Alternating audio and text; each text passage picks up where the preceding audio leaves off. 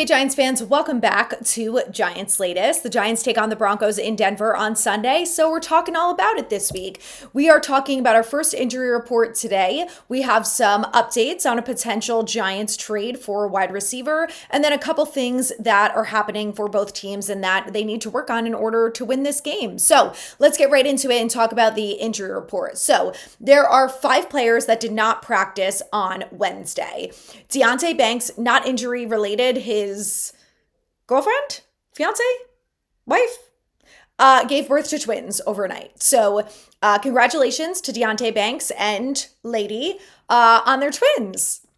So I'm assuming that he'll be back on practice today on Thursday, but we don't get the injury report till later. Next up is Swayze Bozeman, who's dealing with an ankle injury.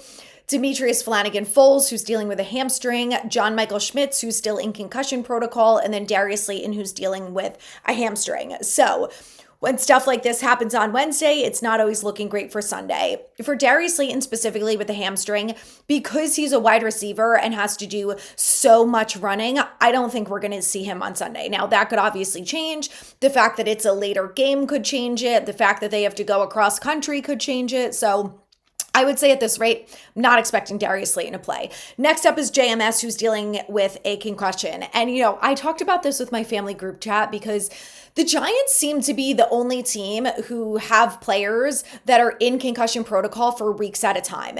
And I don't think a brain injury is anything to mess around with. So there is a possibility that other teams are rushing their players back.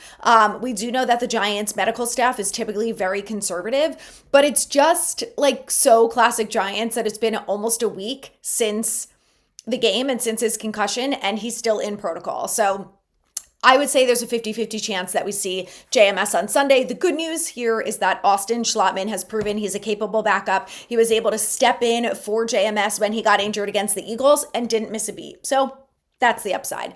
Next up, we had 4 players who were limited. Jermaine Illuminora dealing with a shoulder back, Chauncey Golston neck, Jalen Hyatt ankle, Roy Robertson Harris knee. Again, those guys are all limited. Not worried about any of them. They should be good to go for Sunday.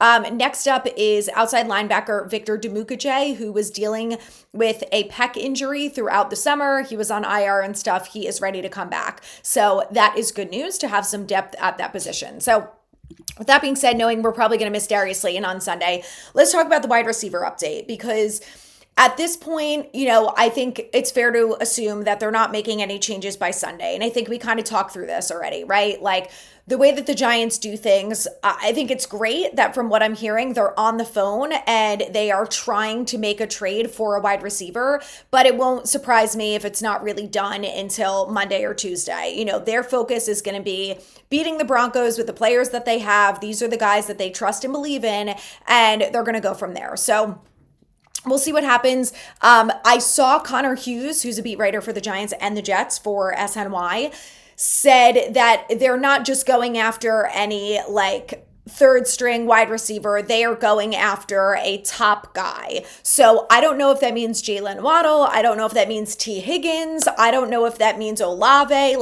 It could be any number of players out there. And, for me, until there's an announcement made from Adam Schefter, Ian Rappaport, Tom Pelissero, or the New York Giants that says this is who we traded for, then I will believe it. But there's a ton of names getting thrown around right now, and we're not going to know until that deal is basically done and we hear that the Giants traded for someone. So I think it's interesting. I think that they could be on the phone just trying to see what these teams are offering, what they're interested in, what they want, what's fair, et cetera, et cetera. And then depending on how Sunday's game goes, they will make a deal. The biggest thing that I want to see out of this trade from the Giants is that number one, they do not trade any defensive player unless their name is Deonte Banks. And he just had twins, so obviously them uprooting their lives and everything is definitely a big deal, and I think that would suck big time for them. But all of the other players on the defense, I don't want a single one of them traded. I'm seeing a lot of people talk about Kayvon and some other players, and I just don't think that's a good idea. We have no depth at the edge position, no good depth at the edge position. If they trade Kayvon, and he's playing so well this year that I get you want to trade him and you can get the most for him, but just re-sign him. At this point, he's a damn good football player and we need him, so I would keep him. And then the second thing is, please do not trade for a wide receiver who's on the last year of their deal. Can you trade for someone who at least has 2 years left in them, so you know that going into the 2026 season, you can go in there with Darius Slayton, Malik Neighbors, and whoever this wide receiver is to go with Jackson Dart and Theo Johnson and Daniel Bellinger and whoever. I don't think it's a good idea to bring in someone for half a year. It doesn't make any sense. Unless you were going to do a vet minimum type of thing for OBJ, that's one thing. But to trade and give away either assets or draft picks, it better be for someone who's here for a multi-year deal. So those are the two things that I want to see out of this trade. The third thing is obviously someone who's reliable and not injury prone. Unfortunately, the Giants have dealt with a lot of injury prone players. It is what it is. It's a violent game. There's no real way around that, I don't think. But if they can pick someone who has less of an injury history than someone else and still fits in this scheme, and they think is going to be a good contested catch guy and whatever for Jackson Dart, then by all means, please do it. So I will keep you guys posted as soon as that happens, if it does. Now, keep in mind, the Giants could be making all of these calls and it could amount to a whole lot of nothing. So let's see what happens before we put the cart before the horse. Now, in the meantime, the Giants going back to the Broncos, so they take them on Sunday.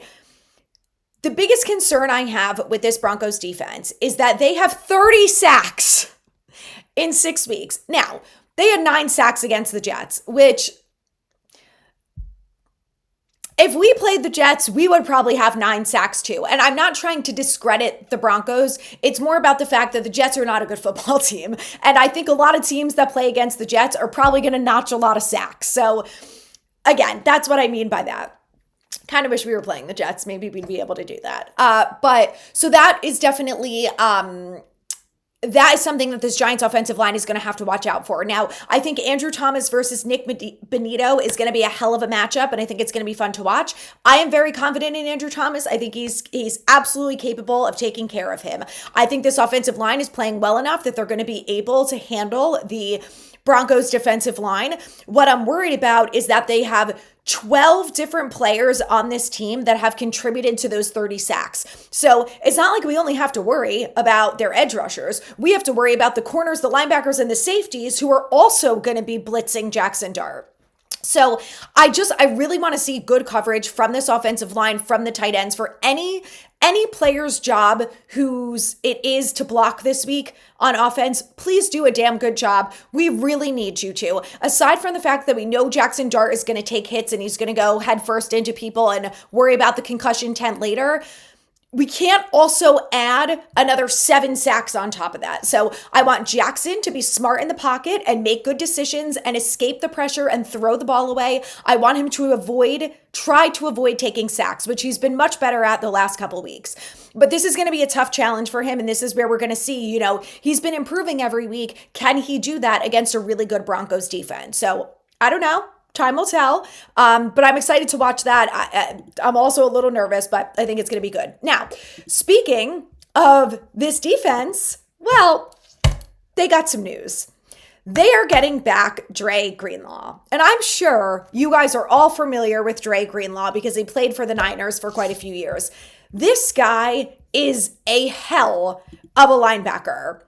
He's been in the league since 2019. He only has 2 seasons where he was injured and didn't play a lot. He has 1 defensive touchdown. He doesn't have a lot of interceptions. He has 3, but I'm afraid to say that out loud because honestly, you never know. He has 3.5 sacks, 2 forced fumbles, 2 fumble returns for 23 yards, and also that 1 interception. But, he's gone years where he's had well over 100 tackles. In 2022 and 2023, which were some of his best years, 127 tackles, 120, both in 15 games. So this guy's a monster. He is a great tackler. Obviously, he's a very, very good linebacker. And, I spoke to a Broncos podcast host who was talking about the fact that their linebackers are actually one of their weak spots on this defense right now. That could all change on Sunday with Greenlaw back. So again, what we talked about right before is that this offensive line needs to step up.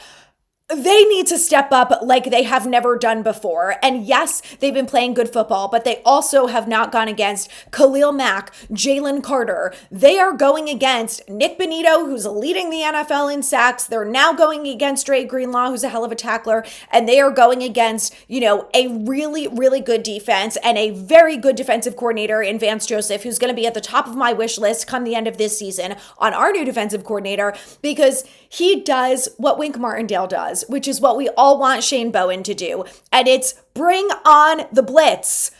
Just do it. Bring it forward. It doesn't matter who you have. This is what Vance Joseph does. They're going to blitz the linebacker. They're going to blitz the defensive line, and they're going to add the corners and the safeties to it. And the Giants need to be prepared for it. So they got to get the ball out quickly, and they have to protect. So, like I said, I think the way that the Giants have played during the Chargers and the Eagles game, I think with Jackson Dart at the quarterback and Andrew Thomas at left tackle, this is who this team is. I think what we saw during the Saints was a cluster, and it was just a bad day turned into a worse day. I don't think that is the normal for this football team right now where it's at from a talent perspective. And I just want them to prove that on Sunday and be competitive and maybe, just maybe, win 2 games in a row for the first time since 2023. Wouldn't that be great? I'll be back tomorrow talking about players to watch. And if there's anything new with wide receiver trades, of course, we will discuss that too. So make sure you subscribe for more.